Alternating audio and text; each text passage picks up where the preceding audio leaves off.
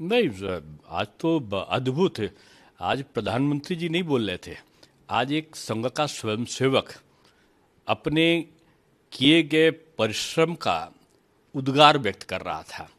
उन्होंने एक बड़ी बात कही कि ये जो शाखाएं हैं ये यज्ञ निर्माण की वेदी हैं, और साथ में उन्होंने कहा कि जो आता है जैसा है वो लेना है और जैसा चाहिए वैसा निर्माण करना है। प्रधानमंत्री के हर वाक्य के बड़े लंबे अर्थ, और वर्तमान समय में भी जो उनकी बातें थीं, उन्होंने एक वर्तमान परिप्रेक्ष्य में भी अगर हम जोड़ के देखें तो उन्होंने कहा, कोई संदर्भ दूसरा था उनका, और उन्होंने कहा कि जीव दांतों के नीचे आकर दब जाती है लेकिन दांत को नहीं तोड़ते। उनका मैं तो समझता हूँ कि ये स्थितियाँ बहुत सारी वर्तमान समय में भी है कि ऐसे लोग हैं जो इस प्रकार का आचरण करते हैं, फिर भी प्रधानमंत्री जी अपनी मर्यादा रखते हैं, उनके बारे में प्रतिक्रिया नहीं रखते और उनके बारे में कहते भी कुछ नहीं है, जो उनको गाली तक दे देते हैं। प्रधानमंत्री का स्वयंसेवकों के बारे में था कि स्वतंत्रता के संग्राम के समय भी जो स्वयंसेवक थे विभीषिका के समय उन्होंने बहुत मदद किया।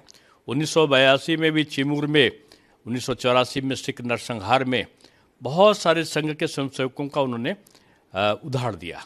प्रधानमंत्री जी की सबसे अच्छी बात जो उन्होंने हेडगेवार जी के उद्गारों से जोड़कर कहा, उन्होंने कहा कि गुरु जी कहते थे और हेडगेवार जी कहते थे कि जो हिंदू हिंदू है, हर हिंदू एक है और इसमें दलित और उच्च इसके भेद नहीं होने चाहिए। साथ में उन्होंने कहा कि एक कुआं, एक मंदिर और एक शमशान, इनमें कोई भेद नहीं होना चाहिए।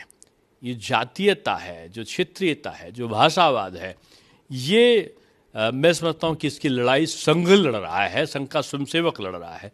और उन्होंने वोकल फॉर लोकल, और जो संघ का उद्घोष था कि एक भारत श्रेष्ठ भारत, उसको उन्होंने उसका भी उल्लेख किया, और अलगाव, क्षेत्रवाद, भाषावाद से बचने की सीख भी साथ में दी।